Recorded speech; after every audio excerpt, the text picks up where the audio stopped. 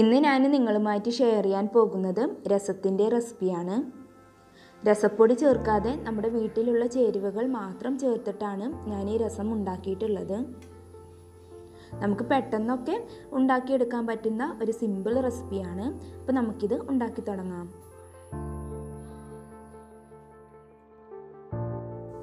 നമ്മളിവിടെ ഒരു ബൗളിലേക്ക് 1.5 പിടി സാമ്പാർ പരിപ്പ് എടുക്കുന്നുണ്ട്. ഇനി നമുക്കിത് നന്നായിട്ടൊന്ന് വാഷ് ചെയ്തെടുക്കാം.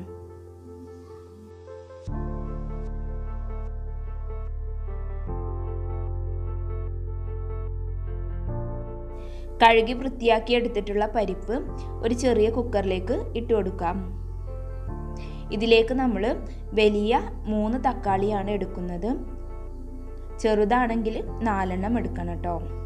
ഇനി നമുക്കിത് 4 ആയിട്ട് കട്ട് ചെയ്തിട്ട് ഇതിലേക്ക് ഇട്ട് കൊടുക്കാം.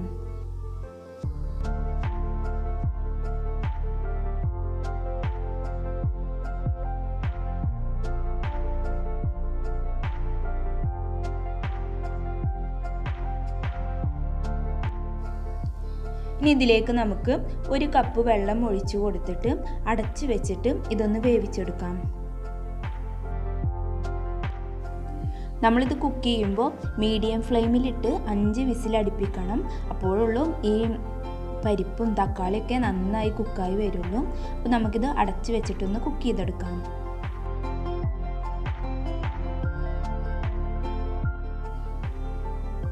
പരിപ്പും തക്കാളിയൊക്കെ നന്നായിട്ട് കുക്കായി കിട്ടിയിട്ടുണ്ട്. ഇനി നമുക്കിതൊരു പാനിലേക്ക് മാറ്റാം.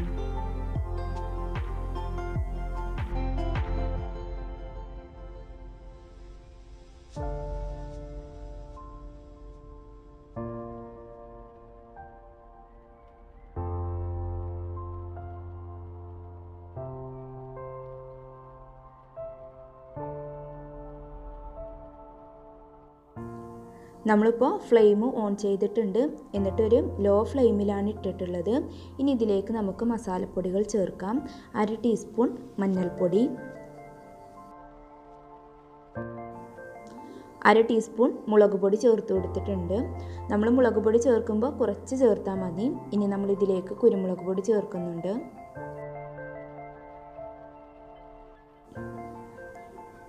1 ടീസ്പൂൺ കുരുമുളക് പൊടി ചേർത്ത് കൊടുത്തിട്ടുണ്ട്.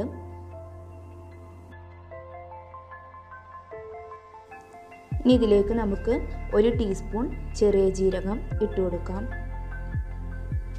പിന്നെ നല്ലൊരു ഫ്ലേവറിന് വേണ്ടിയിട്ടാണ് നമ്മൾ ഇതിലേക്ക് പച്ചമല്ലി ചേർത്ത് കൊടുക്കുന്നത്.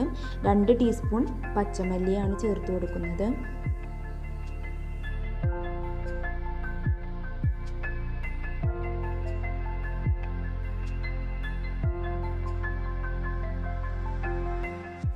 ഇനി ഇതിലേക്ക് നമ്മൾ 1 പീസ് കായവും ചേർത്ത് കൊടുത്തിട്ടുണ്ട്. ഇനി നമുക്കിതിലേക്ക് കുറച്ച് വെള്ളം ചേർത്ത് കൊടുക്കാം. നമ്മളിവിടെ 1 കപ്പ് വെള്ളം ചേർത്ത് കൊടുത്തിട്ടുണ്ട്. ഇനി നമുക്കിതൊന്ന് ഇളക്കിയെടുക്കാം. നമ്മളിപ്പോൾ ഇതിലേക്ക് ഉപ്പ് ചേർത്തിട്ടില്ല. നമ്മൾ പുളിയൊക്കെ ചേർത്തിട്ട് ഒന്ന് തിളച്ചതിന് ശേഷമാണ് കേട്ടോ ഉപ്പ് ചേർക്കുന്നത്.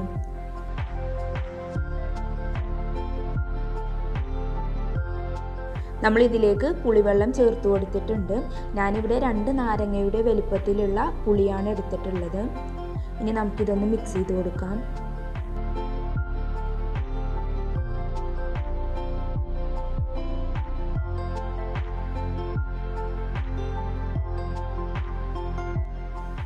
ഈ ഒരു കപ്പിൽ 2 കപ്പ് വെള്ളം കൂടി ചേർത്ത് കൊടുത്തിട്ടുണ്ട്.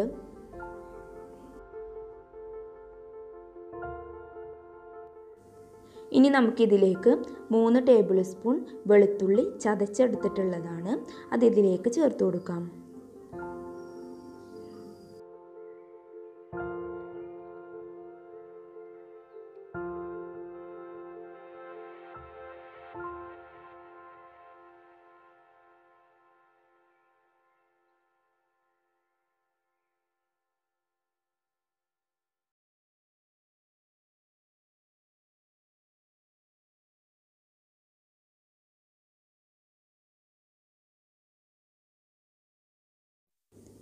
രസം തിളച്ച് വരുമ്പോൾ ആവശ്യത്തിന് ഉപ്പിട്ട് കൊടുത്തിട്ടുണ്ട്.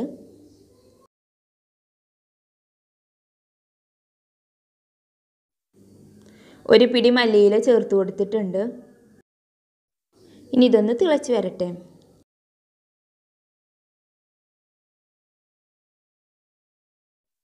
ഞാനിത് ടേസ്റ്റ് ചെയ്ത് നോക്കിയപ്പോൾ എരിവ് കുറവാണ്. അപ്പോൾ 1/2 ടീസ്പൂൺ കുരുമുളക് പൊടി ചേർത്ത് കൊടുത്തിട്ടുണ്ട്. ഇനി ഇതൊന്ന് തിളച്ച് വരുമ്പോൾ നമുക്ക് ഫ്ലെയിം ഓഫ് ചെയ്യാം.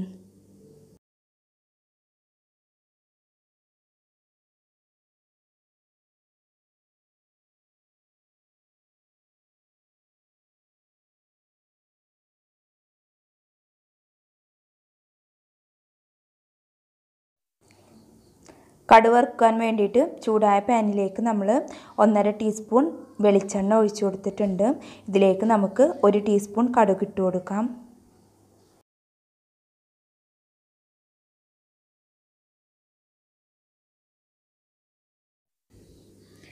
ഇതിലേക്ക് വറ്റൽമുളകും കറിവേപ്പിലയും ചേർത്ത് കൊടുക്കാം. ഇനി നമുക്കിത് രസത്തിലേക്ക് ഒഴിച്ചു കൊടുക്കാം.